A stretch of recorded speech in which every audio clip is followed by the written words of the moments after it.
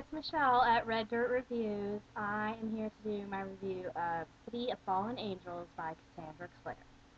I have the Nook ebook version, so it was 317 pages, and that included actually a preview of Clockwork Angel, which I own and have already read. Side note, I highly recommend reading if you are waiting to read this.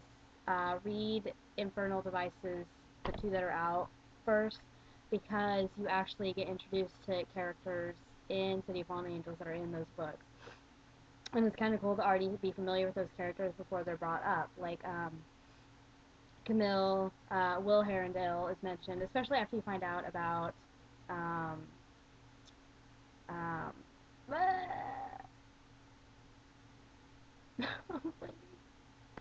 Jace, Jace and his ancestry and all that stuff. Warning, there's going to be spoilers in this review, even just a little bit. Yeah. So, and it's cool because Magnus is like probably my favorite character, and he's in the Infernal Devices. So, it's kind of cool just to see his tie, and then it explains about his tie to Camille and all that stuff. Um, City of Fallen Angels, I gave it 4 out of 5 stars. I do like on Goodreads their sort of criteria. So 4 meaning I really liked it. I did not give it 5 because I'm starting to feel like what people have said about, okay, the series is going on a little bit. It's the Mortal Instruments thing got wrapped up, and you had the battle in Alicante, or how do you say it, or near it, or where, in Idris, basically. So I'm like, okay, where is this going? How is this all playing out? And there's still 2 more books. There's City of Lost Souls, which I bought and have yet to read. And then, I don't know what the last one's called. Um, so I'm just kind of waiting to see how this, all ties together. Because I know the whole thing with Sebastian slash Jonathan, and Lilith was trying to bring him back. And so that kind of ties in to City of Glass. Opening up, but my bookshelf is up there. Whichever way. Um, but still, the Mortal Instruments thing has kind of wrapped up, so I guess I'm kind of waiting to see how that all plays out. So, that's why I only gave it 4, and not like, it was amazing, just because of that. I enjoyed reading more about Simon and Isabel, and Simon's whole thing, how the Mark of Cain is kind of affecting his life. Um, I wasn't really super interested in the whole Jordan and Maya backstory. I've never really been, and I've been more interested in like the Shadow Hunters, and I'm a vampire nerd. It's not a trend for me. Twilight's kind of over, honestly, but I always want to know kind of how the vampires are portrayed in urban fantasy and supernatural stuff. So my interest has been more in the Shadow Hunters and the vampires and stuff. So I'm not really too concerned with the werewolf packs and stuff, except I do like Luke, and so I enjoy reading about him.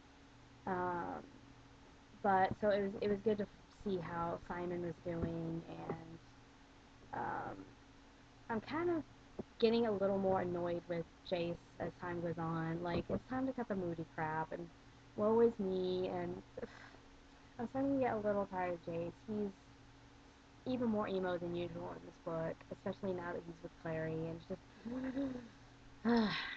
and to be honest, I'm not a huge fan of Clary. Like, I don't hate her. I'm kind of neutral. I just, everybody seems to love her, and I'm just, she's okay. But I tend to like the male characters more for some reason. Magnus is definitely my favorite. And watching him and Alex kind of develop in this book has been kind of a treat too. I'm so vain. I keep looking at my reflection. Um, Trying to think what else is worth noting about this book. Cassandra Clare is always one of the best things about her is her dialogue, and it's punchy and funny. I was reading it at one of my jobs the other weekend, and I kept laughing. My coworker was like, "What is so funny?" So I was reading him bits of the dialogue. Um, so that I really enjoy. And then the last scene, I would say probably the last 50 pages or so, basically in that construction building and up on the roof with Lilith and all that stuff.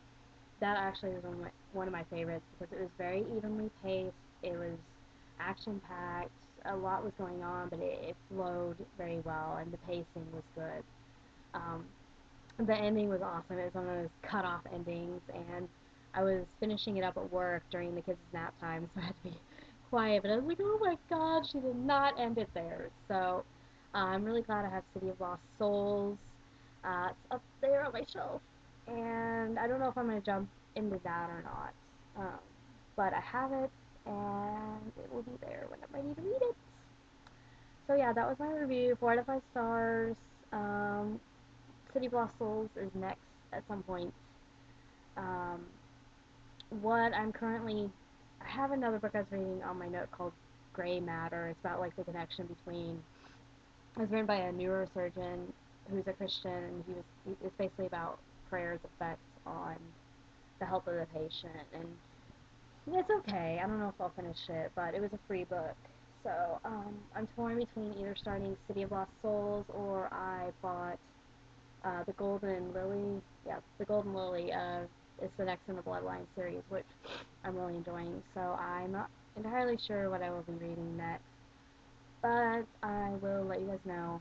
So if you have any other books that you want to see a review of, I may have already read it, or I can add it to my TBR pile. Just let me know. And I hope you're having a good weekend. I am about to go to the mall with my roommate, so I'm gonna peace out, and I will see you guys later.